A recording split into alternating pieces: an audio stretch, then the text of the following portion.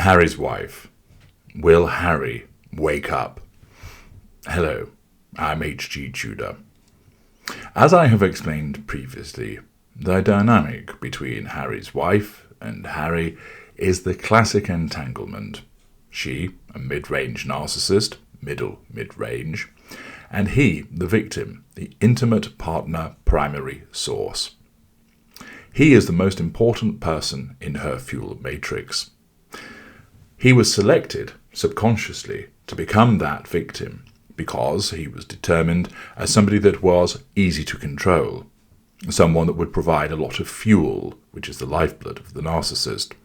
He was also resplendent with character traits and huge residual benefits: title, status, access to networks, monetization potential, wealth. Accordingly, Harry's wife's narcissism determined that he would make an ideal victim, and therefore in those circumstances it compelled her to believe that she was in love with him, that it created an infatuation, and through the narcissism caused her to utilize a variety of benign manipulations in order to draw him in: lashings of spicy poontang, supposed compassion for him, understanding, mirroring his likes and dislikes, being attentive, treating him like a king, all of which caused Harry to believe that he'd in effect met the person that completes him, that he's met his soulmate, that this is the one. Harry thus falls in love with the illusion, completely unaware that he's being sold an illusion. Notwithstanding the warning that was issued by his brother to take things slower and perhaps slow things down and assess them, like many victims, Harry thought he knew better. On the face of it, it's understandable. You meet somebody who ticks all of the boxes in terms of what matters to you. This person makes you feel wonderful, makes you feel alive, makes you feel loved. So why on earth would you hesitate to want to enter into a serious relationship with them, have children with them, get married to this person, live with this person? Indeed, the fear of losing out on someone so special often compels the victim to throw caution to the wind. And all of the various red flags that existed in this instance, and always exist when a narcissist comes along, are either not seen, or if they are seen, they are ignored by the victim. You can understand more about those red flags in my excellent book, Red Flag, 50 Signs of Seduction.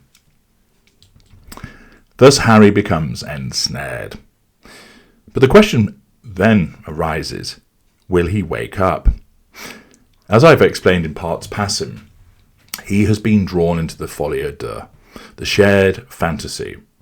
Her narcissism has created this fantasy world, has created a world where she is the star of the show, that she's the leading actress in the film, that everything revolves around her because she is so special.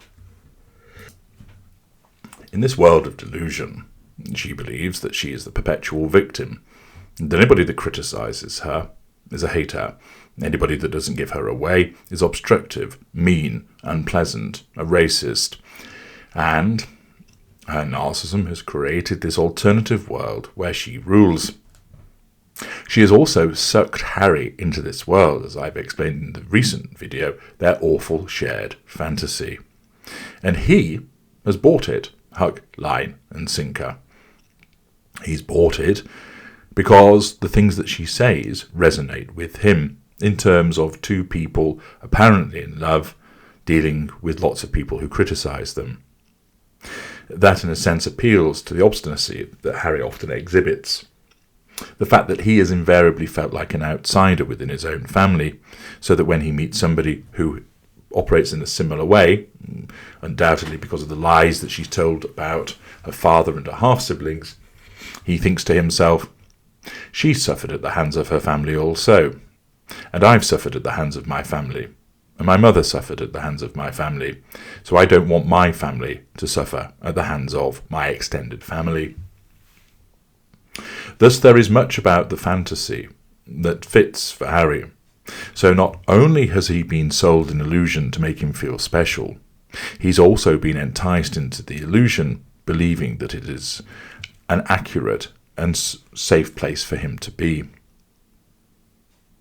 Notwithstanding the warnings and the red flags, those are dispensed with. He either doesn't see them, or he just dismisses them as the envious rantings of family members, the deluded observations of third parties who simply don't like her because she's a bit different. His own low cognitive function fights against him, as does his own emotional thinking. His addiction to the narcissist means that it wants to keep him in play with her. It wants to keep him interacting with her physically, communicating with her, doing things in relation to her, talking about her with other people, and of course thinking about her. And by staying in all of those 5 arenas of interaction, he feeds his addiction to the narcissist, and also his emotional thinking is kept high. Harry has been sold an illusion. He's been drawn into a fantasy world, and he's being kept there by a combination of low cognitive function and his own emotional thinking. Even those with a high cognitive function can find themselves stuck because of the power of emotional thinking, something that I've spoken about in other videos. Will he wake up? The short answer is not in the near future. One can see that as a consequence of the way that he has spoken in the recent docu-series, even though some of that was filmed a little while ago, that he remains entranced by her, that he remains sold on the illusion, and that her grip over him remains strong.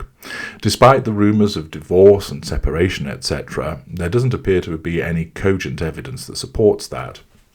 And of course, even if she was disengaging from him, the fact is he may still not wake up.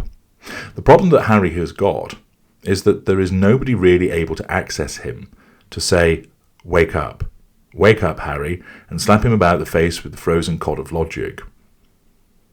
He's been isolated from the friends that he grew up with, his friends from Eton, etc. He's been isolated from his brother, a normal who can see straight through Harry's wife, and knows further now what she actually is. He's been isolated from his father, his stepmother-in-law, cousins, etc., all of whom might be in a position to intervene and little by little cause him to realise that something isn't right. There are occasions where he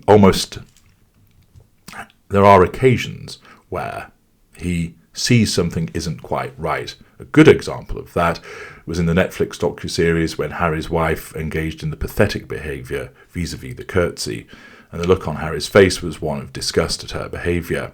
He did not like what he saw. However, that of itself was not sufficient to jar him out of the entrapment that he is in. He's not going to wake up in the immediate future. He is isolated from any potential sources that might be able to bring awareness to him. Indeed, as I have explained to many people, that even when they know what they're dealing with, it is not their role to try and attempt to rescue that person or other people from the grip of the narcissist, but it is your own role to look to your own defences.